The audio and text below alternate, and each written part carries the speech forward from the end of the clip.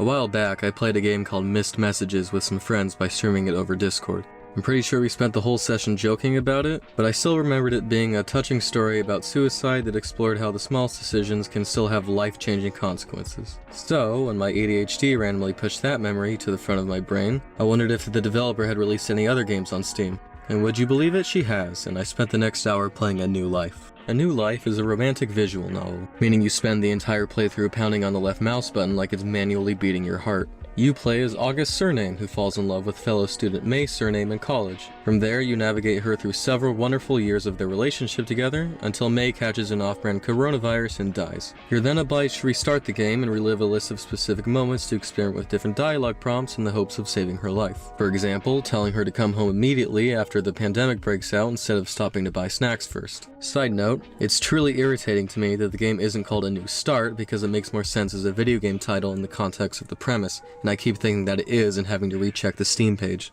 The first thing to notice about A New Life is that the art design is gorgeous. I might have preferred more background art like in Missed Messages, but the abstractness and creative lighting effects add a majestic quality to every scene that, along with the bright lighting, pastel colors, and the way that every composition is framed solely around the protagonists together, creates a warm and intimate atmosphere that heightens a lot of the game's emotion. The music is also great, with the soundtrack consisting mostly of gentle melodies that lend a pleasant ambience and add to the game's vibe of everything feeling like it's meant to be.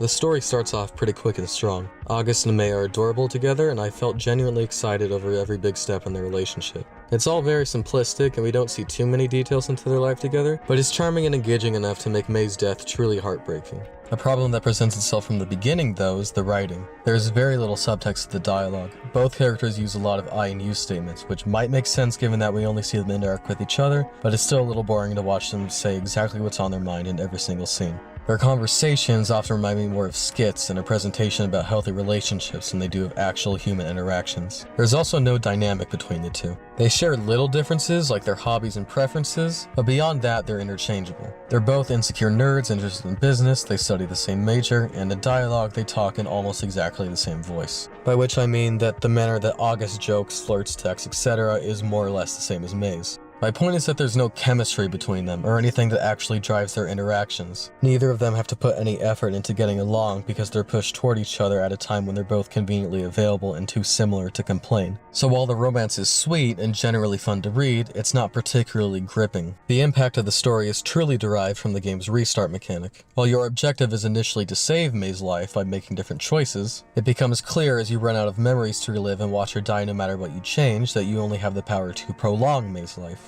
You'd think you'd get desensitized and stop caring after a few runs, but the game keeps teasing you by having more and more time pass between each of her deaths, only to repeatedly pull the rug out from under you. So each death is more difficult than the last as you're forced to come to terms with what's inevitable. The game might not have any tests of actual skill, but this impossible task is challenging in its own way. It's this constant tug-of-war between you and fate with May in the middle that masterfully immerses you in August's perspective, so that you experience her arc of letting go alongside her. A player-character synchronism that not every video game is able to accomplish, and I'm genuinely impressed by New Life's execution. An important part of that experience, however, is the game's use of multiple endings. There are upsides to multiple endings. In A New Life's case, they allow you and August to explore alternate realities and accept that while her time with May ended tragically, it was ultimately the happiest possible way she could have lived her life. I also appreciate how even the bad endings feel worth it because of how they relate back to August's grieving process. My favorite example of this is that if you reject May at the beginning, she moves on, but August spends the rest of her days aimless and depressed because her loneliness kills her motivation. This ending refers to a conversation the two can have where May explains her fear of not leaving her mark on the world and shows firsthand the real impact that she had on August. It conveys the bittersweetness of "'tis better to have loved and lost than to never loved at all" through just playing the game, and it's one of the most affecting moments for me.